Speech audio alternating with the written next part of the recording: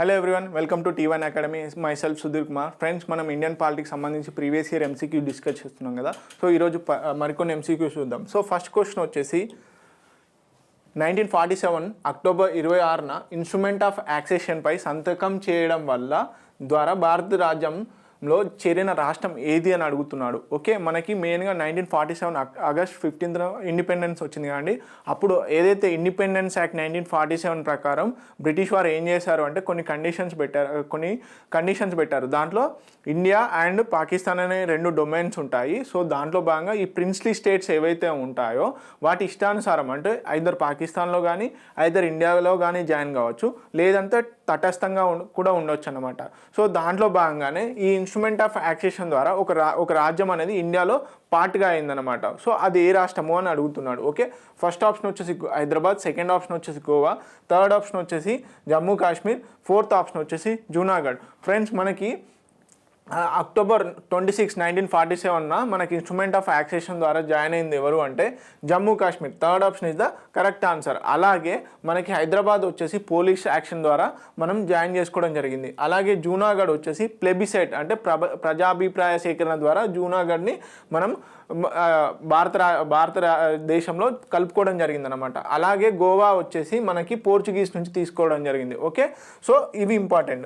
మనకి మెయిన్గా మహారాజా హరి సింగ్ ఏదైతే ఉన్నారో ఈయన జమ్మూ కాశ్మీర్ యొక్క ప్రిన్స్లీ స్టేట్కి రాజు అన్నమాట. సో ఈయన ఏం చేశాడు, అక్టోబర్ 26, 1947లో పాకిస్తాన్లో జాయిన్ అవ్వకుండా ఇన్స్ట్రుమెంట్ ఆఫ్ యాక్సేషన్ ద్వారా మనకు ఇండియాలో జాయిన్ అవ్వడం జరిగింది. సో అలాగే ఆ జాయిన్ అయ్యే టైంలో మనం ఏం చేసాం, రాజ్యాంగం రూపొందించే టైంలో మనకి జమ్మూ అండ్ కాశ్మీర్కి ఒక స్పెషల్ స్టేటస్ ఇవ్వడం జరిగింది. సో ఆ స్పెషల్ స్టేటస్ని కూడా రీసెంట్గా 5th ఆగస్ట్ 2019 దాన్ని తీసివేయడం జరిగిందనమాట. ఓకే, ప్రెసిడెన్షియల్ ఆర్డర్ ద్వారా ఆర్టికల్ 370ని ఉపయోగించుకొని ఆర్టికల్ 370లో ఉన్నటువంటి స్పెషల్ స్టేటస్, జమ్మూ కాశ్మీర్కి ఉన్నటువంటి స్పెషల్ స్టేటస్ని తీసివేయడం జరిగింది. ఇది ఇంపార్టెంట్. అలాగే ఆర్టికల్ 37 కాన్స్టిట్యూషనల్ అమెండ్మెంట్ని చేయలేదు, అంటే ఆర్టికల్ 370ని రద్దు చేయలేదు, అంటే రిమూవ్ చేయలేదు. చాలా జాగ్రత్తగా గుర్తుపెట్టుకోండి. ఓకే, నెక్స్ట్ క్వశ్చన్ కనుక చూసుకున్నట్లయితే నెక్స్ట్ క్వశ్చన్ ఏంటంటే సుప్రీంకోర్టు జడ్జిని ఏ ఆధారాలపై తొలగించవచ్చును అని అడుగుతున్నాడు. ఫస్ట్ ఆప్షన్ వచ్చేసి సరికాని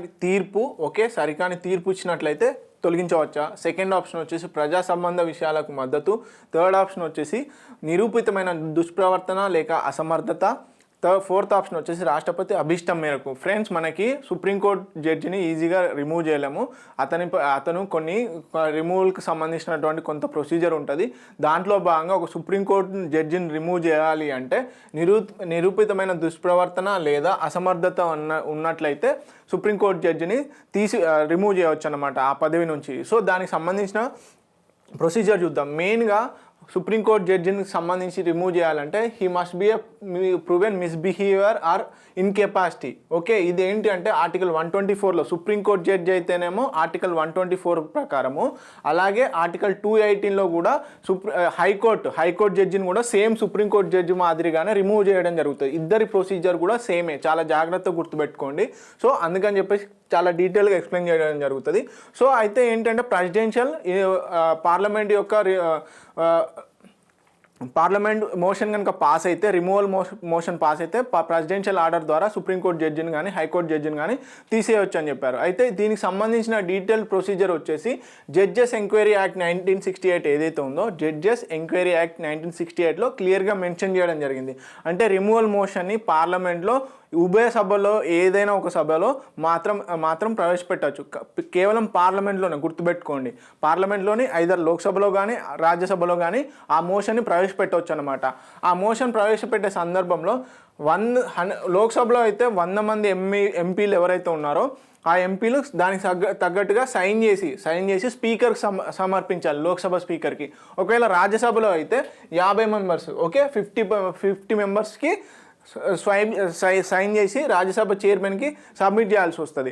అప్పుడు సబ్మిట్ చేసినప్పుడు స్పీకర్ కానీ రాజ్యసభ చైర్మన్ కానీ ఆ మోషన్ అడ్మిట్ చేసుకోవచ్చు, లేదంటే తిరస్కరించవచ్చు. అంటే మెయిన్గా ఇక్కడ ఏంటి, డిస్క్రిషనరీ కూడా ఉంటుంది అన్నమాట. సో ఇంపార్టెంట్ ఇది. అంటే లోక్సభ స్పీకర్ యాక్సెప్ట్ చేశాడు అనుకో, ఆ మోషన్కి సంబంధించి ఫర్దర్గా వెళ్ళే ఛాన్సెస్ ఉంటాయి. లేదు స్పీకర్ కనుక రిజెక్ట్ చేశాడు అనుకోండి, ఒకవేళ రాజ్యసభ చైర్మన్ కనుక రిజెక్ట్ చేశాడు అనుకోండి, ఆ మోషన్కి సంబంధించినటువంటి తదుపరి చర్యలు ఏవైతే ఉంటాయో అవి జరగవు అన్నమాట. ఓకే, ఇది ఇంపార్టెంట్ పాయింట్.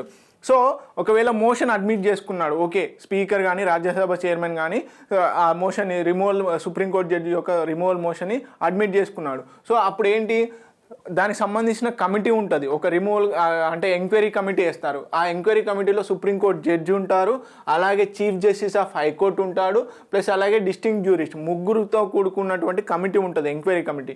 ఒకవేళ ఆ ఎంక్వైరీ కమిటీ ఎస్ మిస్బిహేవియర్ ఉంది, ఇన్కెపాసిటీ ఉందని కనుక సర్టిఫై చేసి నట్లయితే అప్పుడు ఏం జరుగుతుంది, ఆ రిలవెంట్ హౌస్లో ఏదైతే మోషన్ ఫస్ట్ టైం ప్రవేశపెడతారో ఆ రిలవెంట్ హౌస్కి సంబంధించి స్పీకర్ కానీ రాజ్యసభ చైర్మన్, రాజ్యసభలో అయితే చైర్మన్, దానికి సంబంధించి మోషన్కి సంబంధించినటువంటి ఫర్దర్ యాక్టివిటీస్ చేస్తారనమాట.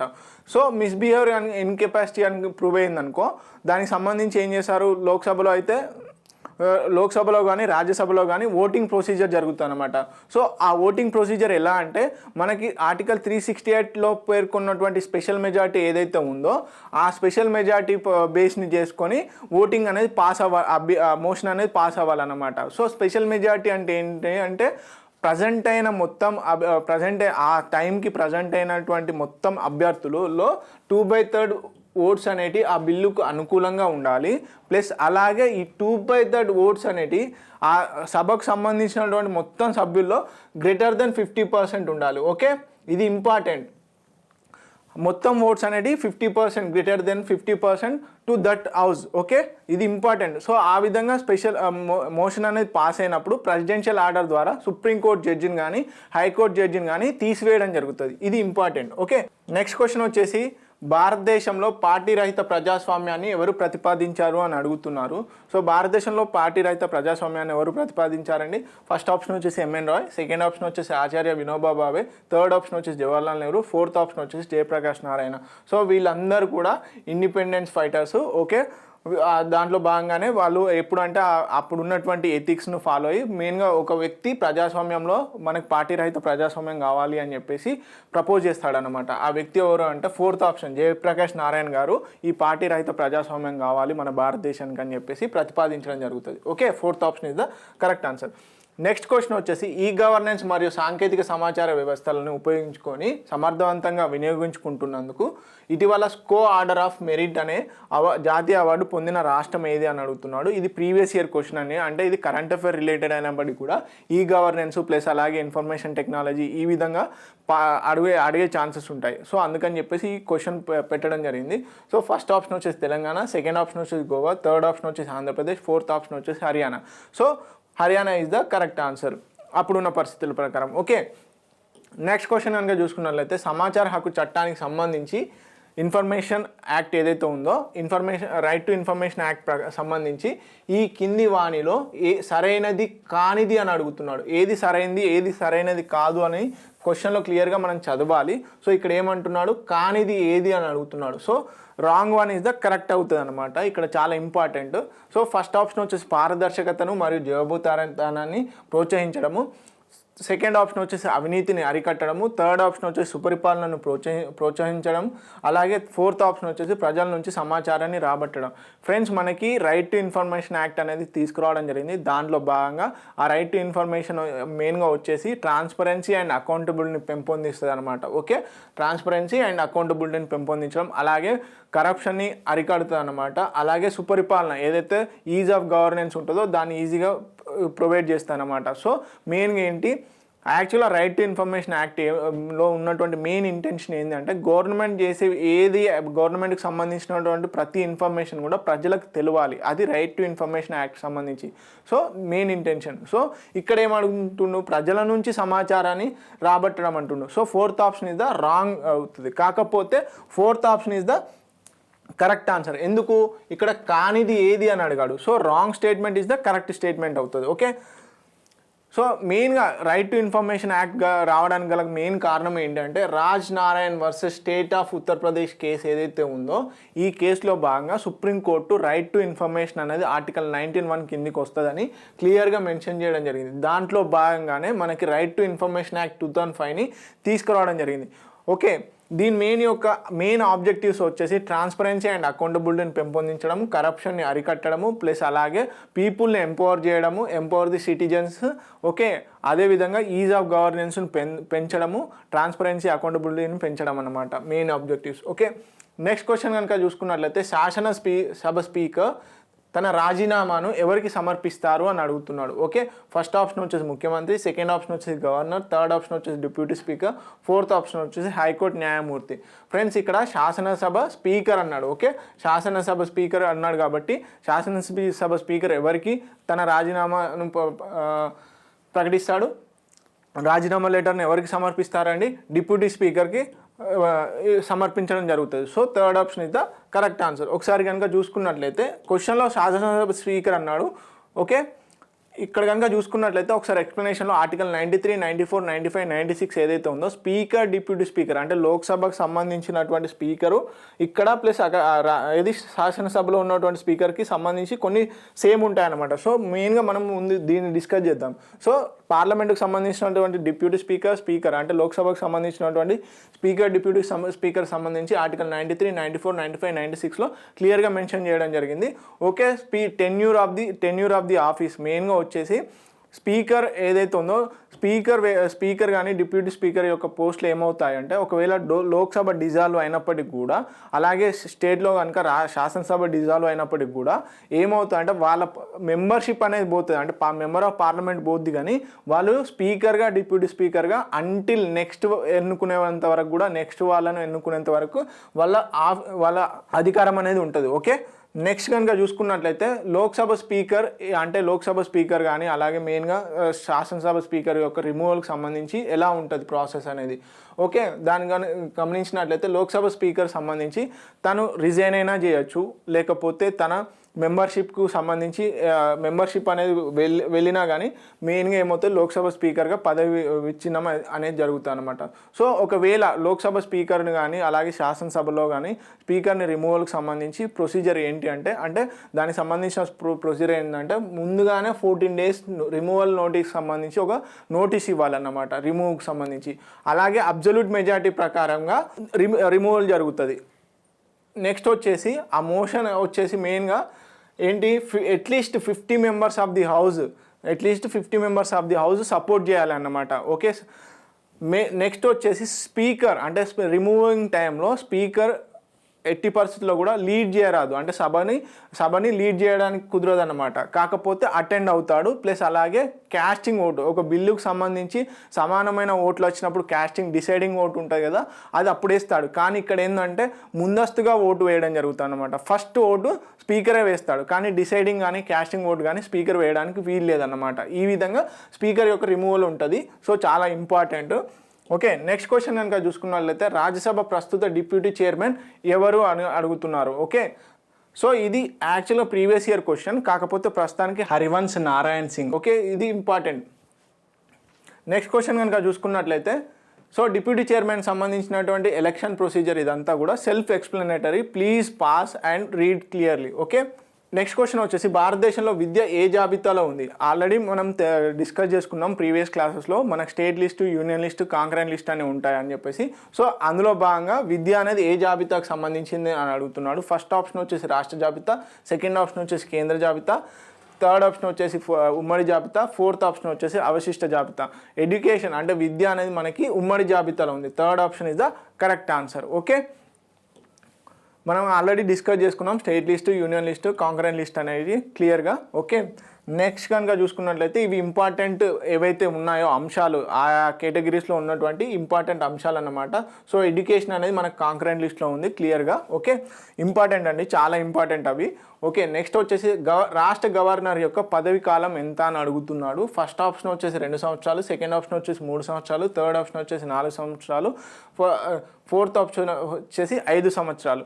మెయిన్గా వచ్చేసి మనకి రాష్ట్ర గవర్నర్ యొక్క పదవి కాలం ఎంత అంటే 5 సంవత్సరాలు. ఓకే, మనకి ఆర్టికల్ 153 అనేది క్లియర్గా మెన్షన్ చేయడం జరిగింది. ఒక రాష్ట్రానికి గవర్నర్ అని ఉండాలి కంపల్సరీగా అని చెప్పేసి కేంద్ర ప్రభుత్వం నియమిస్తుంది ప్రెసిడెన్షియల్ ఆర్డర్ని పెట్టుకొని అని చెప్పేసి. ఓకే, అది ఇంపార్టెంట్. అలాగే తన యొక్క టెన్యూర్ అనేది క్లియర్గా కాన్స్టిట్యూషన్లో మెన్షన్ చేయలేదు. కాకపోతే ఏంటంటే జనరల్గా వచ్చేసి 5 years ఉంటారు. అలాగే ప్రెసిడెంట్ యొక్క డిస్క్రిషనరీ పవర్స్ని ఉపయోగించి ఏ టైంలోనైనా రాష్ట్ర గవర్నర్ని ఆ పదవి నుంచి తీసివేయడం జరుగుతుంది, లేకపోతే ట్రాన్స్ఫర్ అయినా వేరే రాష్ట్రానికైనా ట్రాన్స్ఫర్ చేయడం జరుగుతుంది అన్నమాట. సో ఇవి ఇంపార్టెంట్ పాయింట్స్. ఓకే, మెయిన్గా ఒక రాష్ట్రానికి గవర్నర్గా ఎన్నుకోవాలి అంటే అతనికి ఉండాల్సిన మెయిన్ కనీస అర్హతలు ఏంటంటే ఈ should be A citizen of Indian citizen and 35 years and more, అంటే మెయిన్గా 35 సంవత్సరాలు ఆ పైన వయసు పైబడిన వారిని రాష్ట్ర గవర్నర్గా నియమించడం జరుగుతుంది. మెయిన్గా ఏంటంటే ఈ రెండింటికి తప్ప మిగతా క్వాలిఫికేషన్స్ ఏమీ లేవు. కాకపోతే తదనంతర కాలంలో పార్లమెంటరీ కన్వెన్షన్స్ వీటిలో భాగంగా ఏం చేస్తారు అంటే ఖచ్చితంగా ఆ రాష్ట్ర గవర్నర్గా నియమించబడాలి అంటే రెండు కండిషన్స్ కంపల్సరీ ఫాలో అవ్వాల్సి వస్తుంది. ఏంటి, ఆ రాష్ట్రానికి చెందిన వ్యక్తిని ఎట్టి పరిస్థితుల్లో కూడా రాష్ట్ర గవర్నర్గా నియమించడానికి వీల్లేదు అని చెప్పేసి. అలాగే ఇంకోటి ఏంటంటే ఒక రాష్ట్రానికి గవర్నర్ని నియమించాలి అంటే ముందస్తుగా కేంద్ర ప్రభుత్వం కానీ రాష్ట్రపతి కానీ ఆ రాష్ట్ర ప్రభుత్వాన్ని సంప్రదించాలి అని చెప్పేసి చెప్పడం జరిగింది. ఓకే, మెయిన్గా ఫస్ట్ కన్వెన్షన్ వచ్చేసి క్లియర్గా ఫాలో అవుతున్నారు, కానీ సెకండ్ది ఏదైతే ఉందో రాష్ట్రాన్ని సంప్రదించాలనేది కొన్నిసార్లు అవాయిడ్ చేయడం జరుగుతుందన్నమాట. సో మెయిన్గా ప్లెజర్ ఆఫ్ ది ప్రెసిడెంటే నియమిస్తాడు కాబట్టి రాష్ట్ర గవర్నర్ని pleasure of the president base చేసుకొని రాష్ట్ర గవర్నర్ ఉంటాడు. ఒకవేళ తన పదవి కాలం ముగియక ముందే తనని ట్రాన్స్ఫర్ చేయడమో లేకపోతే ఆ పదవి నుంచి తీసివేయడమో జరుగుతుంది. ప్లస్ ఇంకోటి ఇక్కడ ఏంటి అంటే ఒకవేళ 5 సంవత్సరాలు దాటినా కూడా నెక్స్ట్ గవర్నర్ని కనుక నియమించకపోయినప్పటికీ ఎవరైతే ఉంటారో ప్రస్తుత గవర్నరే తనే కంటిన్యూ అవుతాడు అంటిల్ నెక్స్ట్ గవర్నర్ వచ్చేంత వరకు. ఇది important point. Okay, next question కనుక చూసుకున్నట్లయితే కింది వాటిలో సరైనది ఏది అని అడుగుతున్నాడు. ఫస్ట్ ఆప్షన్ వచ్చేసి ఐక్యరాజ్య సమితిలో భారతదేశం శాశ్వత సభ్యత దేశము. అలాగే సెకండ్ ఆప్షన్ వచ్చేసి ఐక్యరాజ్య సమితిలో భారతదేశం శాశ్వత సభ్య దేశం కాదు. థర్డ్ ఆప్షన్ వచ్చేసి ఐక్యరాజ్య సమితిలో శాశ్వత సభ్యత్వం అనే భావన లేదు. ఫోర్త్ ఆప్షన్ వచ్చేసి ఐక్యరాజ్య సమితిలో ఇటీవల శాశ్వత సభ్యత్వం అనే భావన రద్దు చేయబడింది అని అంటున్నాడు. మెయిన్గా ఇక్కడ ఏంటంటే మనం అర్థం చేసుకోవాల్సింది యునైటెడ్ నేషన్స్ ఏదైతే ఉంటుందో దాంట్లో permanent security council permanent members ఉంటారు కదా, దానికి సంబంధించిన క్వశ్చన్ అన్నమాట. సో దానిలో మనకి శాశ్వత సభ్య దేశం ఇండియా అయితే కాదు. సో ఇది ఆప్షన్ ఎలిమినేట్ అయిపోయింది. అలాగే ఐక్యరాజ్య సమితిలో భారతదేశం శాశ్వత సభ్య దేశం కాదు. ఎస్ అండి. ఎందుకు అంటే పర్మనెంట్ సెక్యూరిటీ కౌన్సిల్లో 5 పర్మనెంట్ నేషన్స్ ఉన్నాయి. అవి ఏంటి అంటే మెయిన్గా వచ్చేసి ఒకటి USA, తర్వాత రష్యా, చైనా, ఫ్రాన్స్, UK. ఈ 5 మాత్రమే పర్మనెంట్ మెంబర్ సెక్యూరిటీ కౌన్సిల్లో. Okay, second option is the correct answer. Next కనుక చూసుకున్నట్లయితే లైంగిక వేధింపులకు వర్తించే చట్టాలు ఏ కేసులో నిర్దేశించబడ్డాయి అని చెప్పేసి అడుగుతున్నాడు. ఓకే, పని దగ్గర లైంగిక వేధింపులు ఎవరైతే గురవుతున్నారో వాళ్ళకి సంబంధించి కొన్ని డైరెక్షన్స్ ఇవ్వడం జరిగింది. దాన్ని బేస్ చేసుకొని ఏ కేసును బేస్ చేసుకొని ఆ డైరెక్షన్స్ ఇచ్చారు అని చెప్పేసి. సో ఫస్ట్ ఆప్షన్ వచ్చేసి Visakha versus state of Rajasthan. Second వచ్చేసి అనుజ్ గార్గ్ వర్సెస్ భారత ప్రభుత్వం. థర్డ్ ఆప్షన్ వచ్చేసి పి కేశవనంది భారతి వర్సెస్ భారత ప్రభుత్వం. ఫోర్త్ ఆప్షన్ వచ్చేసి శ్రేయా సింఘల్ వర్సెస్ భారత ప్రభుత్వం. మెయిన్గా పని ప్లేసెస్ ఏవైతే ఉంటాయో ఆ పని ప్లేస్ దగ్గర మెయిన్గా ఉమెన్స్కి సెక్షువల్ అబ్యూస్మెంట్ అనేది చాలా జరుగుతుంది. దానికి సంబంధించి డైరెక్షన్స్ ఇవ్వడం జరిగింది. అది ఏ కేసు అంటే Visakha versus state of Rajasthan ఏదైతే కేసు ఉందో ఈ కేసులో సుప్రీంకోర్టు ఖచ్చితంగా పని చేసే ప్లేస్ ఏదైతే ఉందో అక్కడ ఉమెన్స్కి సంబంధించి కొన్ని ప్రొటెక్షన్ గైడ్లైన్స్ ఇవ్వడం జరిగింది. సో ఆ గైడ్లైన్స్ మెయిన్గా ఈ Visakha versus state of Rajasthan కేసులో సుప్రీంకోర్టు ఇచ్చిందనమాట. మెయిన్గా దీనికి సంబంధించి కనుక చూసుకున్నట్లయితే బన్వారీ దేవి ఎవరైతే ఉన్నారో ఈమె ఒక దళిత్ గవర్నమెంట్ ఎంప్లాయ్ అన్నమాట. ఈమె ఏంటంటే చైల్డ్ మ్యారేజెస్కి అగేనెస్ట్గా ఫైట్ చేస్తుంది. సో ఈ ఫైట్ చేసే క్రమంలో ఒకానొక సమయంలో ఏమవుతుంది, ఈమె ఒక చైల్డ్ మ్యారేజ్ని అడ్డుకుంటుంది అన్నమాట. అడ్డుకున్న తర్వాత ఈమెను మెయిన్గా గ్యాంగ్ రేప్ చేయడం ఇలాంటి అన్నీ చాలా మటుకి ఆమెను హింసిస్తారన్నమాట. సో ఈ సంఘటన తర్వాత చాలామంది మహిళా సంఘాలు ఏం చేస్తాయి, దీన్ని సుప్రీంకోర్టులో కేసుగా ఫైల్ చేస్తాయన్నమాట. ఏ పేరు మీద, విశాఖ అంటే ఉమ్మడిగా కలిపి ఇది కేసుకి విశాఖ అని చెప్పేసి అన్ని సంఘాలు కలిపి మహిళా సంఘాలను కలిపి విశాఖగా మెయిన్గా ఈ కేసుకి పేరు పెట్టడం జరుగుతుంది. బన్వారీ దేవి ప్లేస్లో విశాఖ అని చెప్పేసి ఒక నామమాత్రం పేరు పైన కేసు ఫైల్ చేయడం జరుగుతుంది. సో ఈ కేసులో భాగంగా ఏం చేస్తుంది సుప్రీంకోర్టు చాలా మటుకు విశాఖ ప్రిన్సిపల్స్ అని చెప్పేసి విశాఖ గైడ్లైన్స్ అని చెప్పేసి కొన్ని గైడ్లైన్స్ అంటే పనిచేసే దగ్గర ఉమెన్కి ప్రొటెక్షన్గా కొన్ని గైడ్లైన్స్ ఇవ్వడం జరిగిందనమాట. ఓకే, దాన్ని దృష్టిలో పెట్టుకొని రీసెంట్గా 2013లో sexual harassment of women at work place prevention prohibition and redressal act 2013ని తీసుకురావడం జరిగింది. ఈ యాక్ట్ తీసుకురావడం ద్వారా ఈ గైడ్లైన్స్ అనేవి మొత్తంగా అమల్లో, అంటే చట్టపరంగా కూడా అమల్లోకి రావడం జరుగుతుందన్నమాట. సో ఇది ఇంపార్టెంట్. నెక్స్ట్ క్వశ్చన్ కనుక చూసుకున్నట్లయితే భారత రాజ్యాంగంలోని ఏ ప్రకరణలో వికలాంగుల సంక్షేమం పేర్కొనబడింది అని అడుగుతున్నాడు. సో ఆర్టికల్ 41 ఫస్ట్ ఆప్షన్ వచ్చేసి, సెకండ్ ఆప్షన్ వచ్చేసి ఆర్టికల్ 42, థర్డ్ ఆప్షన్ వచ్చేసి ఆర్టికల్ 44, ఫోర్త్ ఆప్షన్ వచ్చేసి ఆర్టికల్ 51. ఫ్రెండ్స్, మనందరికీ తెలుసు ఇవన్నీ కూడా డైరెక్టివ్ ప్రిన్సిపల్ స్టేట్ పాలసీస్. అంటే ఒక ప్రభుత్వం ప్రజలకు సంబంధించి కొన్ని పనులు చేయాలి, ఆ పనులను డైరెక్టివ్ ప్రిన్సిపల్ స్టేట్ పాలసీలో పొందుపరచడం జరిగింది. మెయిన్గా పార్ట్ 4 ఆర్టికల్ 36 నుంచి 51 వరకు క్లియర్గా ఎక్స్ప్లెయిన్ చేయడం జరిగింది. సో ఈ వికలాంగులకు సంబంధించి సంక్షేమ పథకాలు అనేవి తీసుకురావాలి, సో వాళ్ళ యొక్క అభివృద్ధికి దోహదపడాలి రాజ్యం అనేది అని చెప్పేసి క్లియర్గా మెన్షన్ చేయడం జరిగింది.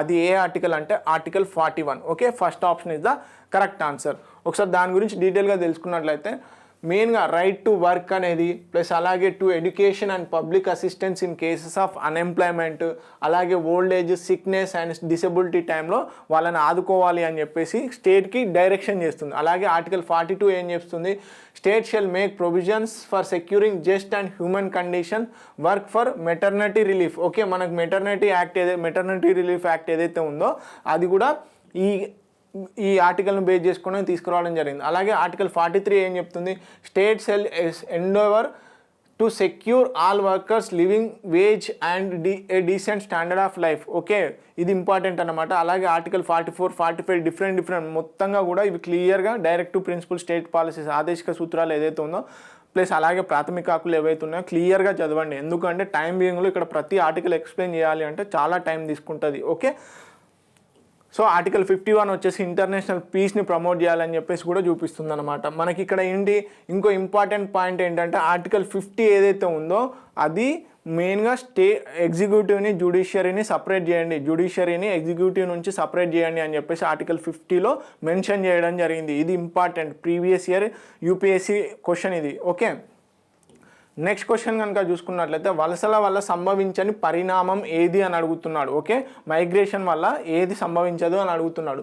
ఫస్ట్ ఆప్షన్ వచ్చేసి స్త్రీ పురుష నిష్పత్తిలో మార్పు, సెకండ్ ఆప్షన్ వచ్చేసి జనాభా వృద్ధి తరుగుదల, అలాగే థర్డ్ ఆప్షన్ వచ్చేసి జనసాంద్రత వృద్ధి లేదా తరుగుదల, ఫోర్త్ ఆప్షన్ వచ్చేసి భూకంపాలు. ఫ్రెండ్స్, మనకి మైగ్రేషన్ అంటే పీపుల్ ఒక ప్లేస్ నుంచి ఇంకో ప్లేస్కి వెళ్ళడం వల్ల సంభవించే సంఘటనలలో ఏది కాదు అని అడుగుతున్నాడు. మెయిన్గా ఏంటి, ఒక ప్లేస్ నుంచి ఇంకో ప్లేస్కి పోతే ఆటోమేటిక్గా ఏమవుతుంది, సపోజ్ చాలామంది పురుషులు మన ఇండియాలో, మెయిన్గా మన ఇండియా గురించి చెప్పుకుంటే చాలామంది అబ్రాడ్ వెళ్తారు, ఎక్కువగా పురుషులు వెళ్తారు. సో అప్పుడు ఏమవుతుంది, స్త్రీ పురుష నిష్పత్తి అనేది ఫ్లక్చువేట్ అవుతుంది అనమాట. ఓకే, స్త్రీ పురుష నిష్పత్తిలో మార్పు అనేది ఖచ్చితంగా జరుగుతుంది. అలాగే జనాభా వృద్ధి తరుగుదల అనేది, అంటే ఇప్పుడు సపోజ్ ఇక్కడున్న 100 మందిలో 20 మంది పోయారు అంటే జనాభా తగ్గిందా పెరిగిందా, తగ్గింది. సో ఇంకో ప్లేస్లో ఏమైంది, పెరుగుదల అయింది. ఇక్కడ నుంచి 20 మెంబర్స్ ఎక్కడికైతే వెళ్ళారో అక్కడ పెరుగుదల అయిందనమాట. సో ఈ విధంగా జనాభా వృద్ధి తరుగుదల అనేది ఖచ్చితంగా అవుతుంది.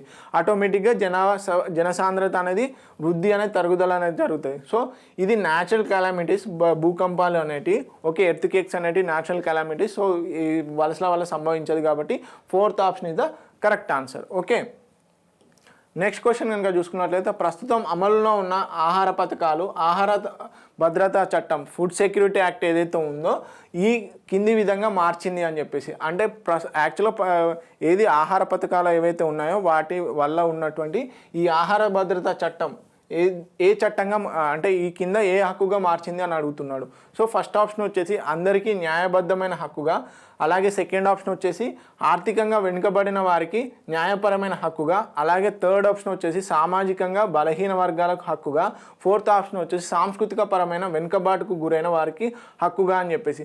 మెయిన్గా ఏది నేషనల్ ఫుడ్ సెక్యూరిటీ యాక్ట్ ఏదైతే ఉందో ఇది మెయిన్గా ఆర్థికంగా వెనుకబడిన వారికి న్యాయపరమైన హక్కుగా పొందుపరచడం, అంటే ఈ హక్కు కల్పించింది. మెయిన్గా అంటే ఈ యాక్ట్ చేయడం ద్వారా చట్టపరమైనటువంటి చర్యలు అనేవి తీసుకోవచ్చు వాళ్ళకు అని చెప్పేసి ఇచ్చిందనమాట, ఆర్థికంగా వెనుకబడిన వారికి న్యాయపరమైన హక్కుగా. సో ఈ నెక్స్ట్ కనుక చూసుకున్నట్లయితే మెయిన్గా పబ్లిక్ డిస్ట్రిబ్యూషన్ స్కీమ్స్ ఏవైతే ఉన్నాయో అవి వచ్చేసి ministry of consumers affairs food and public distribution వాళ్ళు మినిస్ట్రీ కిందకి వస్తాయన్నమాట దానికి సంబంధించి. సో ఇది డీటెయిల్గా పబ్లిక్ డిస్ట్రిబ్యూషన్ సంబంధించినటువంటి యాక్టివిటీస్ సెంట్రల్ స్టేట్ ఉమ్మడిగా కూడా ఈ పబ్లిక్ డిస్ట్రిబ్యూషన్ స్కీమ్ని అమలుపరచడం జరుగుతుంది. ఓకే, నెక్స్ట్ క్వశ్చన్ కనుక చూసుకున్నట్లయితే వ్యక్తిగత స్వేచ్ఛకు రక్షణ కవచం అని కింది వాటిలో దేన్ని పేర్కొంటారు? ఓకే, ఫస్ట్ ఆప్షన్ వచ్చేసి మాండమస్, సెకండ్ ఆప్షన్ వచ్చేసి హెబియస్ కార్పస్, థర్డ్ ఆప్షన్ వచ్చేసి కో వారెంటో, ఫోర్త్ ఆప్షన్ వచ్చేసి సెర్షియోరరీ.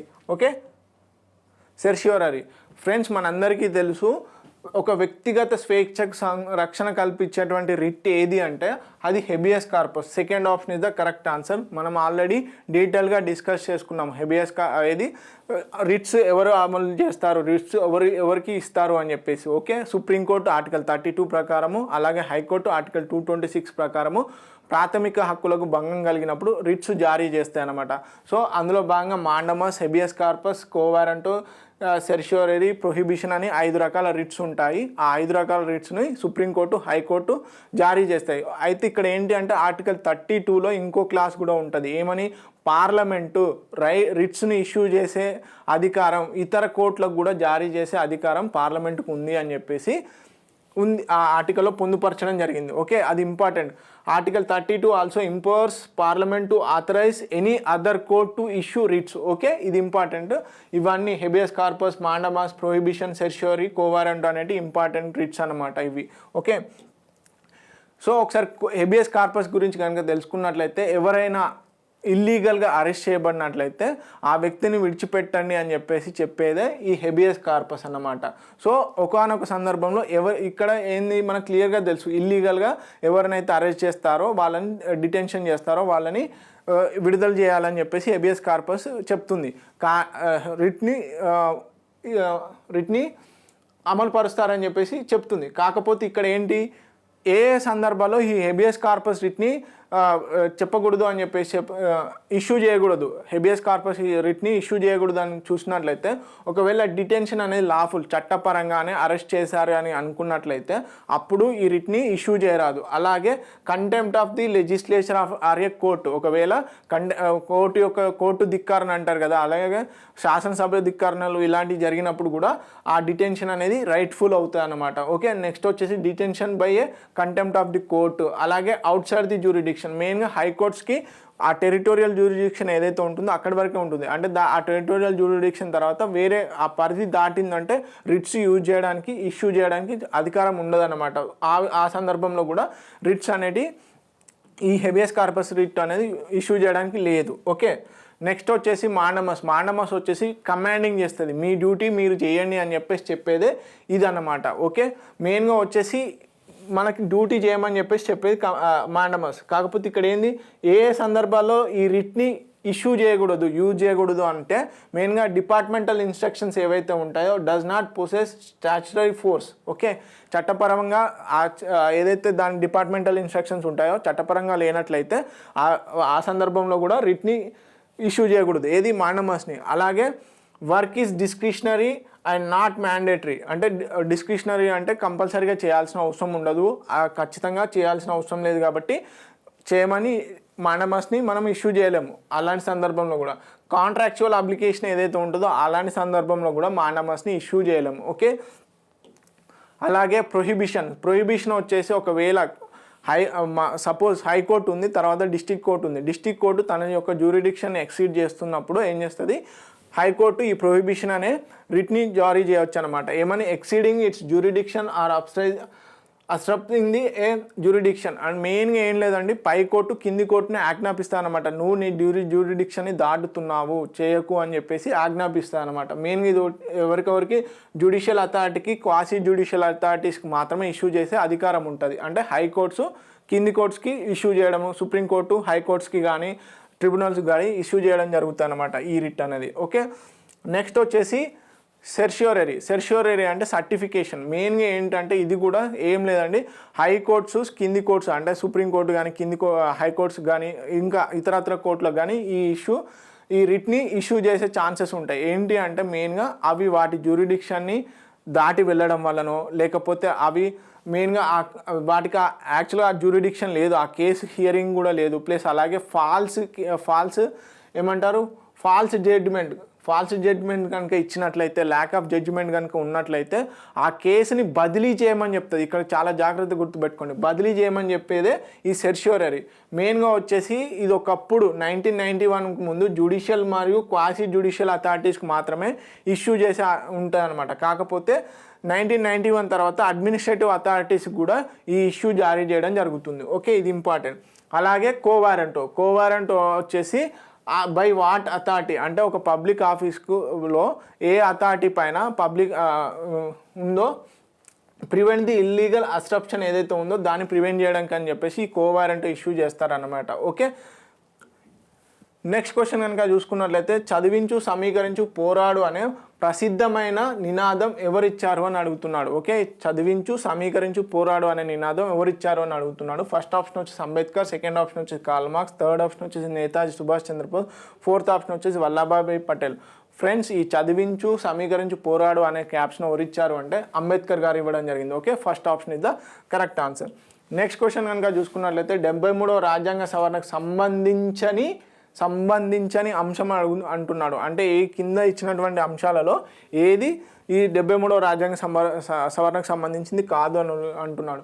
సో స్థానిక సంస్థల్లో షెడ్యూల్ కులాలు తెగలకు రిజర్వేషన్లు కల్పించడము, సెకండ్ ఆప్షన్ వచ్చి స్థానిక సంస్థల్లో మహిళలకు రిజర్వేషన్లు కల్పించడము, అలాగే 5 ఏళ్లకు ఒకసారి తప్పనిసరిగా స్థానిక సంస్థలకు ఎన్నికలు జరపడము, అలాగే ఫోర్త్ ఆప్షన్ వచ్చేసి వెనుకబడిన తరగతులకు స్థానిక సంస్థల్లో రిజర్వేషన్లు కల్పించడం. ఫ్రెండ్స్, మనకి ఇక్కడ ఏంటంటే ఆర్టికల్ 243D ఏదైతే ఉందో 243D మనకి మెయిన్గా ఈ 73వ రాజ్యాంగ సవరణ ద్వారా మనకి పంచాయతీ రాజ్లు అనేటి కాన్స్టిట్యూషన్ స్టేటస్ ఇవ్వడం జరిగింది. దాంట్లో భాగంగా ఎలక్షన్స్ అనేటివి కండక్ట్ చేయాలి అని చెప్పేసి చెప్పడం జరుగుతుంది. ప్రతి 5 సంవత్సరాలకు ఒకసారి ఎలక్షన్స్ అనేవి కంపల్సరీగా చేస్తారు. సో థర్డ్ ఆప్షన్ అనేది కరెక్ట్ అవుతుంది. అంటే థర్డ్ ఆప్షన్ అనేది కరెక్ట్ స్టేట్మెంట్, కానీ ఇక్కడ సంబంధించిన స్టేట్మెంట్ అంటున్నాను. సో ఈ ఆర్టికల్ 243Dలో ఏమేమి పొందుపరిచారు అంటే మెయిన్గా వచ్చేసి షెడ్యూల్ క్యాస్ట్, షెడ్యూల్ ట్రైబ్స్ ఎవరైతే ఉంటారో వీళ్ళకి ఖచ్చితంగా రిజర్వేషన్స్ అనేటివి కల్పించండి అని చెప్పేసి ఆర్టికల్ 243Dలో చెప్పడం జరిగింది. అలాగే స్థానిక సంస్థల్లో మహిళలకు రిజర్వేషన్లు కల్పించడం అనేది కూడా ఈ ఆర్టికల్ 243Dలోనే చెప్పడం జరిగింది. కానీ వెనుకబడిన తరగతులు ఎవరైతే ఉన్నారో వీళ్ళకి రిజర్వేషన్స్ గురించి ఈ 73 కాన్స్టిట్యూషన్ అమెండ్మెంట్లో పొందుపరచలేదు అన్నమాట. ఇది ఇంపార్టెంట్. సో ఇక్కడ ఏంది కానిది సంబంధించిన అంశం అన్నాడు కాబట్టి fourth option is the correct answer అవుతుంది. Okay, fourth option is the correct answer. So మనకి మెయిన్గా ఆర్టికల్ 243B, 243D, 243C సంబంధించినటువంటి డీటెయిల్డ్ డాటా ఇది. So please pass and read it. Okay, next question కనుక చూసుకున్నట్లయితే ఏ ప్రధానమంత్రి కాలంలో మండల్ కమిషన్ ఏర్పాటు చేశారు అని అడుగుతున్నాడు. మనకి మండల్ కమిషన్ అనేది ఉంది కదా, బ్యాక్వర్డ్ క్లాసెస్కి సంబంధించి ఈ కమిషన్ ఏర్పాటు చేయడం జరిగింది. ఇది ఏ ప్రధానమంత్రి కాలంలో వేశారు. సో ఫస్ట్ ఆప్షన్ వచ్చేసి ఇందిరాగాంధీ, సెకండ్ ఆప్షన్ వచ్చేసి మొరార్జీ దేశాయ్, థర్డ్ ఆప్షన్ వచ్చేసి విపి సింగ్, ఫోర్త్ ఆప్షన్ వచ్చేసి పివి నరసింహారావు. ఫ్రెండ్స్, ఇక్కడ చాలా జాగ్రత్తగా గమనించాలి.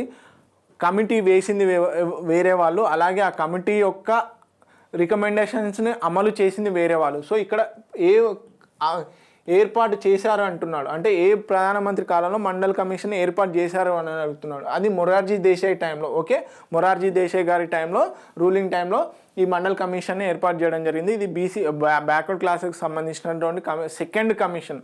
ఫస్ట్ కమిషన్ వచ్చేసి జవహర్లాల్ నెహ్రూ గారి ఆధ్వర్యంలో, అంటే జవహర్లాల్ నెహ్రూ గారు ప్రధానమంత్రిగా పనిచేస్తున్న టైంలో కాకా కాలేకర్ గారి ఆధ్వర్యంలో మొదటి బ్యాక్వర్డ్ క్లాస్ కమిషన్ని ఏర్పాటు చేయడం జరిగింది. తర్వాత జనవరి 1, 1979లో మొరార్జీ దేశాయ్ గారు రూల్ చేస్తున్నటువంటి ప్రధానమంత్రిగా ఉన్నటువంటి టైంలో బిందేశ్వరి ప్రసాద్ బీపీ అంటాం, బీపీ మండల్ కమిషన్ని ఏర్పాటు చేయడం జరిగింది. ఓకే, ఈ కమిటీ యొక్క రికమెండేషన్స్ని మాత్రం విపి సింగ్ గవర్నమెంట్ ఇంప్లిమెంట్ చేయడం జరిగింది. మెయిన్గా especially 27% of the reservation for backward classes అనేది. ఓకే, ఇది చాలా ఇంపార్టెంట్. ఓకే, నెక్స్ట్ క్వశ్చన్ కనుక చూసుకున్నట్లయితే దినేష్ గోస్వామి కమిటీని కింది వాటిలో ఏ విషయమై నియమించారు. ఫస్ట్ ఆప్షన్ వచ్చేసి విద్యాపరమైన సంస్కరణల కోసమా, సెకండ్ ఆప్షన్ వచ్చేసి ఆర్థిక సంస్కరణల కోసమా, థర్డ్ ఆప్షన్ వచ్చేసి ఎన్నికల సంస్కరణల కోసమా, ఫోర్త్ ఆప్షన్ వచ్చేసి న్యాయపరమైన సంస్కరణల. ఫ్రెండ్స్, దినేష్ గోస్వామి కమిటీ అనేది మనకి ఎలక్షన్ సంస్కరణలు అంటే ఎన్నికల సంస్కరణలకు సంబంధించి నియమించడం జరిగింది. సో ఈయన ఇచ్చినటువంటి రికమెండేషన్స్లో చాలా మటుకు అమలు చేయడం జరిగింది. చాలా ఎక్కువగా ఏవైతే మేజర్ అమెండ్మెంట్స్ అనేటివి, మేజర్ రికమెండేషన్స్ అనేటివి కూడా చాలా మటుకు సంస్కరణలో భాగంగా చేశారు. ఓకే, ఇంప్లిమెంట్ చేయడం జరిగింది ఆ రికమెండేషన్స్ అనేటివి. ఓకే, ఎలక్షన్ రిఫార్మ్స్కి సంబంధించినటువంటి కమిటీ అనే Dinesh Goswami commission. Okay, next question కనుక చూసుకున్నట్లయితే సమాచార హక్కు దేనికి దోహదపడుతుంది? ఆల్రెడీ మనం డిస్కస్ చేసుకున్నాము, ఒకసారి చూద్దాం. ఫస్ట్ ఆప్షన్ వచ్చేసి పారదర్శక పాలన, సెకండ్ ఆప్షన్ వచ్చేసి స్థిర పాలన, థర్డ్ ఆప్షన్ వచ్చేసి రహస్య పాలన, ఫోర్త్ ఆప్షన్ వచ్చేసి నియంతృత్వ పాలన. ఫ్రెండ్స్, మనందరికీ తెలుసు సమాచార హక్కు అనేది పారదర్శక పాలన, ట్రాన్స్పరెన్సీ అండ్ అకౌంటబిలిటీని సూచిస్తుంది. So first option is the correct answer. మనము information act, right to information act ఏ కేసు ద్వారా తీసుకురావడం జరిగింది? మెయిన్గా Raj Narayan versus the state of Uttar Pradesh case ఏదైతే ఉందో ఈ కేసులో భాగంగా, ఈ కేసులో ఇచ్చినటువంటి తీర్పును బేస్ చేసుకొని రైట్ టు ఇన్ఫర్మేషన్ యాక్ట్ 2005ని తీసుకురావడం జరిగింది. దాంట్లో ఆబ్జెక్టివ్స్ని ఆల్రెడీ మనం క్లియర్గా డిస్కస్ చేసుకోవడం కూడా జరిగింది. ఓకే, ఇవన్నీ కూడా ఆబ్జెక్టివ్స్. ఇదండి ఇండియన్ పాలిటిక్స్ సంబంధించినటువంటి మరికొన్ని ఎంసీక్యూస్. సో ఈ విధంగానే అన్ని ఎంసీక్యూస్ కూడా ప్రీవియస్ ఇయర్కి సంబంధించినటువంటి పార్టీ ఎంసీక్యూస్ అన్ని డిస్కస్ చేయడం జరుగుతుంది క్లియర్గా. So please watch T1 Academy. Thank you so much.